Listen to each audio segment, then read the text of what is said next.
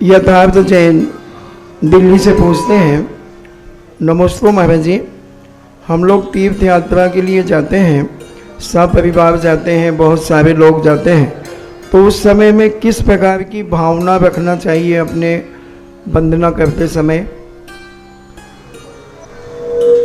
सबसे पहले तो हम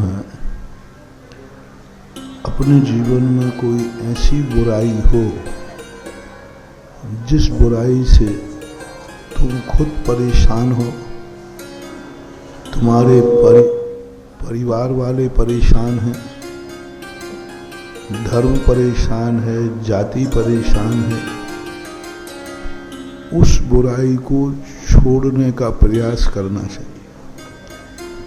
यदि तीर्थ यात्रा करने से हमारी एक बुराई भी छूट गई तो तीर्थ यात्रा करना सफल है। तीर्थ का अर्थ होता है घाट, और घाट पर क्यों जाया जाता है? नदी के घाट पर, तालाब के घाट पर व्यक्ति दो कार्यों के लिए जाता है, या तो नदी को पार करने के लिए या फिर स्नान करने के लिए। या तो पार करने जाएगा या फिर स्नान करने जाएगा।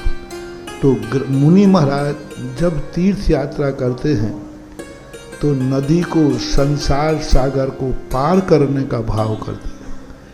वे नदी के घाट पर नहाने नहीं जाते, पार करने जाते। साधु कभी नदी के घाट पर पहुंचेगा तो कब जाएगा?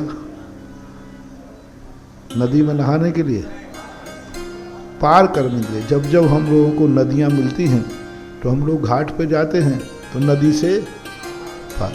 और आप लोग घाट पे जाते हो तो नदी के, तालाब के, तो दो तीन कार्य हैं, डुबकी लगाने के लिए, नहाने के लिए, कपड़े धोने के लिए, अथवा अच्छी नदी है तो पानी आदि प्राप्त करने। तो गृहस्थ को तीर्थ यात्रा करने का मुख्य उद्देश्य है स्नान करना। स्नान क्यों किया जाता है?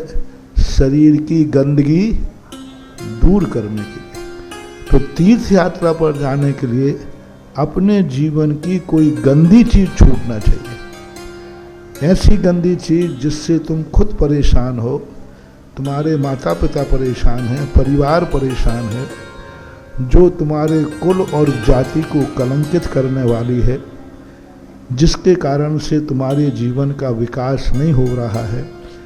ऐसी यदि तीर्थ यात्रा के समय कोई गंदी चीज छोड़ दी तो आपका तीर्थ यात्रा करना सफल हो जाएगा, क्योंकि आपने स्नान कर दिया। दूसरी बात, घाट पर पानी पीने के लिए जाया जाता है, तो वहां से कोई एक अच्छी चीज का नियम लेके आना चाहिए। अच्छे कार्य का कोई अच्छा कार्य का नियम लेके आना चाहिए। मैं प्रतिदिन नमोकार मंत्र की माला फेरूंगा, मैं प्रतिदिन प्रार्थना करूंगा, भक्तांबर पढ़ूंगा, मैं 1 घंटे मौन रहूं। कोई ना कोई अच्छा कार्य है जिस कारण से तुम्हारी आत्मा को संतुष्टि हो, परिवार को भी अच्छा लगे, और धर्म शास्त्रों के अनुसार एक नियम लेना। ये 2 कार्य तीर्थ यात्रा। एक तो कोई बुराई हमारी जिंदगी से निकलना चाहिए और कोई अच्छाई हमारी जिंदगी में आना चाहिए। ये तीर्थ यात्रा का गृहस्थ के लिए मुख्य उद्देश्य होना चाहिए।